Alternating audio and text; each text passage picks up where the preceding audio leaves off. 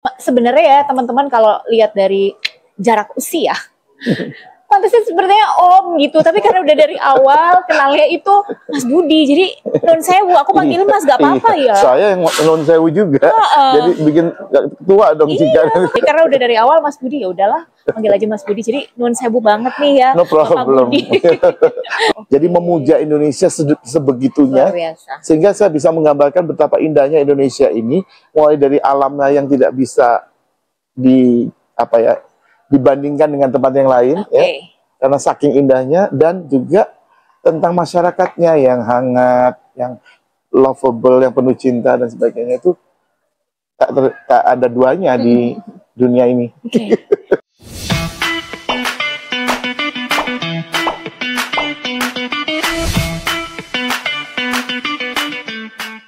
Oke teman-teman, kembali lagi di podcast Cika Talk Channel setelah sekian lama ya berhibernasi ya. Now I'm very happy, I'm back, dan sekarang ini aku kedatangan seorang narasumber yang juga jadi panutan aku banget ya. Beliau adalah seorang fashion designer, terus udah gitu songwriter, terus singer juga, pokoknya kreatif entusias ya. Dan beliau adalah pemilik dari brand Blue Lotus, sekaligus pemilik dari galeri yang keren ini. Langsung aja kita sapa the one and only Mas Budi Sumitro. Halo Cika, apa kabar? Hai, baik. Semangat dong. Lama gak ketemu ya? Banget ya, kangen banget. Jadi gimana Mas Budi? Galerinya akhirnya bisa terrealisasi ya, lega ya Mas? Alhamdulillah ya, sesuai dengan yang diharapkan. Iya. Tapi prosesnya juga lumayan sih, menata ini sekitar 1,5 bulan saya. 1,5 bulan ya. Menata ulang, karena ini juga tempat baru kan, jadi saya harus mengarrange-nya lagi dari awal. Sesuai dengan kondisi tempatnya juga ya. Dan alhamdulillah karena lokasinya juga cukup strategis kalau menurut saya. Ya bersyukur aja. Alhamdulillah. Ya. Nanti kita akan ngobrol-ngobrol ya teman-teman soal Blue Lotus, soal bagaimana proses kreatifnya Mas Budi dalam bikin banyak karya. Nanti kita akan ngobrol lebih jauh. Nah, kalau ngomongin soal galeri tadi, Mas Budi bilang kan emang nggak lepas dari historinya ya. Nah, kalau ngomongin galeri ini juga tidak lepas dari Blue Lotus, brand yang menaungi batik-batik yang sangat cantik ini. Nah, boleh ceritain dong Mas Budi, Blue Lotus itu sebenarnya kapan sih didirikannya dan apa aja produk-produknya Blue Lotus? Iya, tepatnya berdirinya tanggal 9 Agustus 2015, tepat udah 10 tahun yang lalu ya? Iya, sehari setelah ulang tahun saya. Kebetulan aja. Dan iya, kami namakan Blue Lotus. Ternyata banyak sih yang nanya kenapa Blue Lotus, nggak Green Lotus atau Red atau apa gitu. Tapi karena Blue Lotus ini punya makna khusus buat saya. Apa tuh? Jadi pertama, yang serius dulu ya. Yang serius, bunga lotus itu kan bunga yang sangat filosofis ya. Jadi dia tumbuh, walaupun dia tumbuh di lingkungan yang tidak bersih, penuh dengan lumpur dan sebagainya ya, tetapi dia bisa tetap memunculkan atau memperlihatkan kecantikannya, ya, keindahannya dengan bersih. Jadi filosofinya, walaupun seseorang itu hidup di lingkungan yang tidak terlalu baik, itu bisa tetap mempertahankan jati dirinya sebagai seseorang yang baik ya, jadi tidak terpengaruh. Kemudian blue biru ya. Jadi makna warna biru itu adalah apa ya, kedalaman, kedewasaan, kematangan dan kemandirian mungkin ya. Jadi hal-hal yang semuanya serba sudah dewasa secara fisik maupun psikis gitu ya mungkin. Nah, kalau yang untuk guyonannya, saya ini penggemar komik Tintin, Cika. Jadi dulu bacaan saya itu waktu kecil atau remaja itu komik Tintin yang asalnya dari Belgia itu, ya. Dan di sana ada salah satu episode, salah satu ceritanya itu berjudul Blue Lotus atau Lotus Biru. Ya. Jadi inspirasi dari situ juga ya? Iya. Dan saya ngeliat keren banget, selain ceritanya itu juga, iya saya melihat apa ya, banyak hal yang menarik dan bermakna juga yang membuat ingatan saya nggak bisa lepas dari sana itu. Dan akhirnya saya pakai sebagai nama galeri saya. Sesimpel itu ya. Sesimpel itu ya. Jadi jadilah Blue Lotus. Jadilah Blue Lotus. Yang alhamdulillah nama. Sudah bertahan sampai 10 tahun ya. Dan pada saat pandemi tahun berapa ya? Terakhir tahun 2022 itu kami sempat vakum dulu. Saya lockdown dulu. Jujur saya memang terpengaruh dengan situasinya juga, baik itu secara bisnis maupun secara pribadi. Mungkin kita mengutamakan lebih ke kesehatan Betul, dan keselamatan ya. Jadi sampai tahun 2024 kita masih lockdown, dan alhamdulillah tahun ini tepatnya kemarin di bulan September kami reopening lagi dengan tempat yang baru di WTC ini. Jadi teman-teman kalau misalnya terutama yang domisili di Surabaya ya, itu kalau misalnya mampir ke WTC lagi beli handphone atau servis handphone, jangan lupa mampir juga di galerinya Blue Lotus, tepatnya di lantai berapa nih Mas? Di galeria lantai 5. Galeria lantai 5. Jadi di sudut ya, jadi kalau naik lift itu langsung kelihatan kalau nengok ke kiri. Iya, pokoknya galerinya tuh cantik banget ya. Ya. Cantik dan kayak nyaman banget gitu ya, ya. Mas Budi. Sebenarnya ya teman-teman kalau lihat dari jarak usia, pantasnya sepertinya om gitu, tapi karena udah dari awal kenalnya itu Mas Budi, jadi non sewu, aku panggil Mas gak apa-apa ya. Saya yang non sewu juga, jadi bikin tua dong jika. Karena udah dari awal Mas Budi, ya udahlah panggil aja Mas Budi, jadi non sewu banget nih ya. No problem. Lebih suka saya. Gitu ya, jadi kayak awet nom gitu ya. Iya. Oke, Mas Budi ini kan orangnya multitalenta sekali ya teman-teman. Jadi beliau ini selain passion di dunia fashion, itu juga senang banget dengan dunia seni, suara, fotografi, terus udah gitu desain interior, segala macam ya Mas Budi. Nah itu bagi waktunya gimana sih Mas? Maksudnya bagi waktu kapan mesti ngurusin misalnya berkesenian, nyanyi gitu kan, Mas Budi kan juga sempat bikin kayak single gitu kan di YouTube, album, sempat nyanyi juga paduan suara gitu. Terus ngurusin beginian tuh gimana tuh Mas bagi waktunya? Jadi begini, kalau kita melakukan sesuatu itu memang tidak terlepas dari time management ya. Saya juga pernah berkecimpung cukup lama, puluhan tahun di sebuah industri padat karya yang harus membawahi dan mengarrange ribuan bahkan karyawan. Dan itu tidak mudah ya, cukup menyita waktu, tenaga dan pikiran. Tetapi prinsip saya adalah pada saat kita bekerja, kita anggap juga itu sebagai sebuah rekreasi dalam tanda petik ya. Jadi kita melakukannya dengan senang hati dan sepenuh hati tentunya. Dan banyak hal-hal yang sebetulnya menjadi inspirasi kita juga pada saat kita melaksanakan tugas-tugas tersebut. Nah karena saya passionnya di bidang seni, saya ambil jiwa seni saya, sense of art saya untuk memanage apapun yang saya handle pada saat itu ya. Jadi ternyata mengelola manusia dalam pengertian bukan barang nih ya, bukan benda mati yang diurus. Kalau ngurusin orang ini juga perlu seni, ya kan? Makanya ada hal-hal yang tidak bisa tidak bisa didapatkan dari mungkin bangku kuliah, tapi kita dapatkan dari pengalaman kita dalam berinteraksi dengan orang-orang yang lain, gitu ya, orang-orang di sekitar kita dari berbagai background atau mungkin disiplin ilmu dan sebagainya, itu sangat berguna juga. Dan pada saat kita berkarya dalam bidang seni juga kita melakukannya secara profesional. Ya. Jadi tidak bisa dibilang saya agak keberatan kalau dikatakan seniman tuh semau gue gitu ya, seenaknya atau tidak menghargai waktu dan sebagainya. Bagi saya pribadi loh ya, bagi saya pribadi saya tidak sependapat karena disiplin dan kreativitas itu muncul dari konsistensi kita dalam berkarya gitu. Dan kita harus profesional. Betul. Walaupun itu sekedar misalnya membuat desain atau apa itu, kalau kita profesional ya kita bisa mendapatkan hasil yang optimal. Bener banget. Sebebas apapun kita berkesenian ya Mas ya. Sebebas apapun kita berkreativitas itu tetap harus ada komitmen, harus tetap ada disiplin, ada tanggung jawab di sana. Ya, sangat setuju sih. Ya, dan karya yang diciptakan dengan hati ya, tidak hanya dengan teori atau basic ilmu tertentu, itu beda memang. Betul banget. Beda sekali karena dalam memahami sebuah seni apapun itu, memang kita tidak cukup dengan hanya mata ya, tetapi hati dan apa yang ada di pikiran kita juga ikut dalam proses menikmati tadi. Exactly. Dan itu terlihat loh dari karya-karya Mas Budi dalam memilih-milih mana yang mesti di setting di depan ya kan, mana yang mesti digantung-gantung seperti ini, di desain gitu interiornya ya? Saya bahkan nggak berpikir baju-bajunya juga itu luar biasa.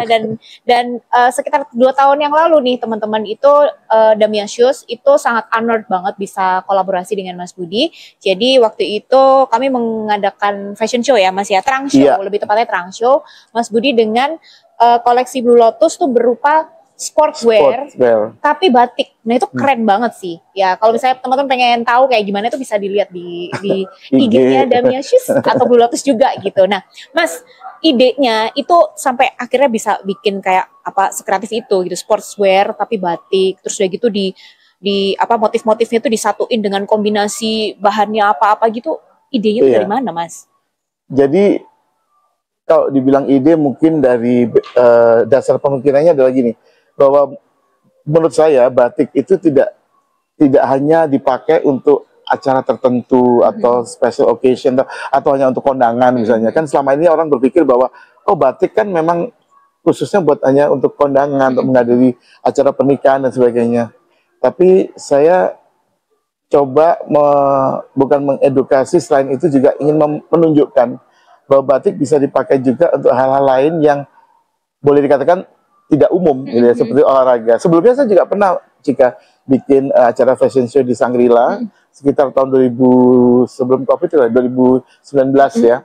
Di sana saya juga tunjukkan bahwa batik bisa dipakai secara casual, batik bisa dipakai untuk acara-acara semi formal sampai yang formal, atau bahkan batik bisa dipakai untuk ajang kreativitas yang agak-agak out of the box gitu ya, istilahnya agak spesial lagi, sehingga bisa menonjolkan keindahan batik itu secara lebih deep lagi dan di luar yang dibayangkan orang tentang batik gitu loh.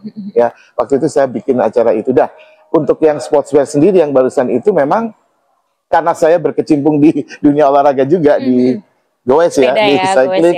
Jadi saya diberi kepercayaan untuk membuat desain sportswear tapi dari batik misalnya. Itu ide yang begitu saja muncul dalam benak saya dan kemudian saya coba untuk mewujudkannya, dan alhamdulillah karena banyak pihak yang mendukung juga dan kolaborasinya juga jalan dengan baik, sehingga apa yang saya angankan terwujud dengan sangat memuaskan sesuai dengan harapan saya lah. Iya, luar biasa sih.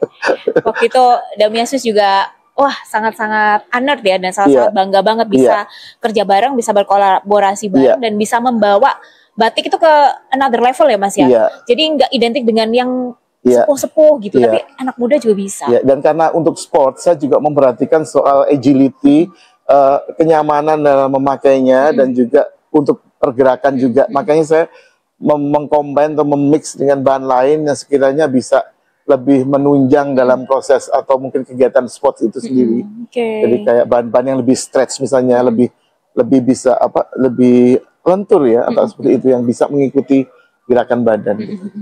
Dan dinantikan gebrakan berikutnya ya Mas ya. Ada, insya Allah, ditunggu aja. Ditunggu ya. Colek-colek lah ya, colek-colek Damiasius. Iya, kalau ngomong kreativitas kayaknya nggak pernah habis rasanya. Betul. Karena ide itu selalu datang aja. Makanya waktu saya bilang, hobi saya kan selain fotografi dan sebagainya, saya juga traveling. Kalau traveling sama fotografi kan nggak bisa dipisahkan ya.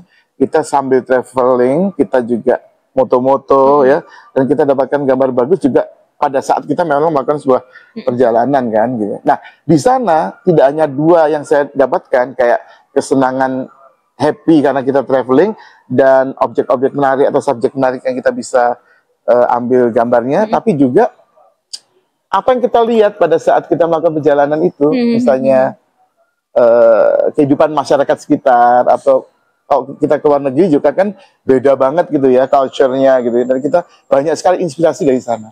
Jadi itu bisa jadi pemancing ide gitu ya Mas Budi? Ide untuk apapun, mulai dari ide untuk desain atau gambar motif batik misalnya, atau untuk handicraft, atau mungkin apapun yang bersifat seni lah, bisa kita dapatkan dari sana. Luar biasa ya teman-teman. Jadi kalau Mas Budi itu kan orangnya termasuk multi talenta ya. Biasanya kalau orang multi talenta tuh kayak setengah. Ini enggak, semua bidang itu semuanya total gitu. Maksudnya gimana sih bagi waktunya gitu kan? Gimana sih bagi pikirannya, bagi otaknya gitu. Tapi luar biasa sih ini. Kalau bisa saya bilang beliau tuh panutan dalam berkreativitas juga nih ya Mas Budi. Alhamdulillah. Tapi sebenarnya saya nggak terlalu setuju dengan kata apa tadi, Apa tuh Mas? Total ya bagus ya. Memang itu relatif ya. Tapi mungkin di tempatnya karena saya setiap kali melakukan sesuatu itu saya berusaha untuk Maksimal ya. untuk Iya. dengan Nah itulah. with all my heart gitu ya. Jadi sepenuh hati. Jadi saya nggak pernah asal gitu ya. Dan detail. Mas Budi itu orangnya detail teman-teman. Karena menurut saya kita sudah mengorbankan waktu, tenaga, pikiran. Kalau hasilnya tidak maksimal juga Sayang ya. sayang banget. Dan itu bukan saya banget gitu. Iya, Jadi memang kembali lagi ke karakter dasar mungkin ya, karena sejak kecil di keluarga saya itu memang saya dikenal sebagai yang ya agak-agak perfeksionis gitu mungkin ya. Jadi kok misalnya berangkat sekolah sepatu itu harus disemir mengkilat hitam, kok enggak saya nggak mau. Rapi ya berarti ya, udah terbiasa rapi ya. Dan guru saya tuh heran karena setiap kali sekolah pada saat datang dan pulang kondisi saya itu masih sama dengan pada saat maksudnya baju masih dimasukkan rapi. Ya ampun, rapi banget bawaan. Ya. Sudah terlatih ya. Memang sudah bawaan ya teman ya. Mungkin itu juga kebawa sampai tua. Itu kan bagian dari personality ya. Mungkin, saya juga nggak ngerti. Tapi ketika saya ingat-ingat lagi masa kecil saya seperti apa, iya ya. Makanya orang tua saya juga sudah paham betul karakter saya itu. Karena setiap anak kan beda, setiap anaknya banyak ya. Orangnya lain-lain gitu karakternya gitu. Kebetulan saya mungkin lebih ke kayak bapak mungkin ya, karena bapak di militer itu kan biasa disiplin dan mandiri, apa-apa harus dikerjakan sendiri, kayak misalnya yang bahan-bahan kuningan dibrasuh sampai mengkilat sendiri. Bapak saya memang rapi sekali Nurun ya, ada nurun. gen. Iya, nurun DNA-nya, iya. Mas ngomongin Blue Lotus ya, emang ini tuh menjadi ruangan dan menjadi wadah buat Mas Budi untuk berkreativitas atau apa? Kenapa sih harus ada Blue Lotus gitu? Jadi begini, kembali lagi kan passion saya itu di seni ya. Jadi apapun bisa saya kerjakan, saya bisa bisa wujudkan, bisa puaskan gitu ya hasrat seni saya itu melalui dengan memiliki galeri ini. Contohnya gini, walaupun saya bukan pembatik asli yang yang mampu mencanting sendiri, tapi karena ini masih dalam lingkup big family saya, karena kemudian ibu saya juga berasal dari Madura, makanya saya jatuh hati dengan batik Madura. Ya, saya bisa memberikan saran atau usulan tertentu mengenai motif misalnya. Nah, tapi dengan begitu kan ada juga keterlibatan saya di sana, misalnya itu salah satu contoh untuk desain batik. Untuk yang lain, untuk furniture dan sebagainya, memang kebanyakan juga saya dapatnya ini barang-barang koleksi sih ya, banyak antik juga, lawas atau repro dari kayu yang lama juga, tetapi kan kita ada proses memilih juga di sana. Nah di sana selera seni saya yang jalan. Jadi memang taste itu nggak bisa di ini ya. Iya betul. Katanya orang-orang kita nggak bisa membeli taste. Betul, gitu, betul ya. banget. Bukan berarti saya merasa taste saya paling bagus, tapi semua yang ada itu sesuai selera saya, memang pilihan saya gitu. Jadi ini betul-betul barang yang bukan seperti saya apa istilah kulaan gitu ya, cari dijual lagi, enggak. Betul-betul barang yang memang saya suka. Ada sentuhan personal. Ada sentuhan personal di situ, dan kali ini saya ingin membaginya dengan masyarakat. Gitu. Monggo gantian mengoleksi. Iya. Jadi Blue Lotus ini bisa dibilang sebagai apa ya, wadahnya Mas Budi untuk berkreasi. Ada lagi kalau dari sisi fotografi, kan saya juga kadang-kadang memakai tenaga model tuh. Yang moto saya sendiri juga, bukan berarti nggak mau rugi ya. Tapi di sana saya ingin membuat apa? Ada idealisme? Bukan. Jadi kebisaan saya dalam hal seni ini saya ingin optimalkan dari seni fotografi, kemudian dari seni yang desain, dari seni yang lain, interior tadi dan sebagainya, dan bahkan ide-ide tentang membuat lagu, kan saya juga kadang-kadang jadi songwriter juga. Keren juga kayak Indah Persadaku itu juga saya inspirasinya dari apa barang-barang yang ada di galeri saya. Jadi memuja Indonesia sebegitunya, sehingga saya bisa menggambarkan betapa indahnya Indonesia ini, mulai dari alamnya yang tidak bisa dibandingkan dengan tempat yang lain, ya, karena saking indahnya, dan juga tentang masyarakatnya yang hangat, yang lovable, yang penuh cinta dan sebagainya, itu tak ada duanya di dunia ini. Keren, filosofinya keren ya. Bagaimana Mas Budi ini membuat Blue Lotus adalah bentuk dari cintanya dan bentuk dari rasa bangganya memuja keindahan Indonesia. Ih, luar biasa loh. Jadi kebetulan nanti kalau teman-teman ada waktu bisa dibuka di Spotify saya. Itu ada salah satu single saya, Indah Pesadaku. Kayak gimana? Boleh dong nyanyiin dong. Enggak, ya sepotong aja. Saya masih agak lupa nih, gak siap. Lupa sama lagu sendiri.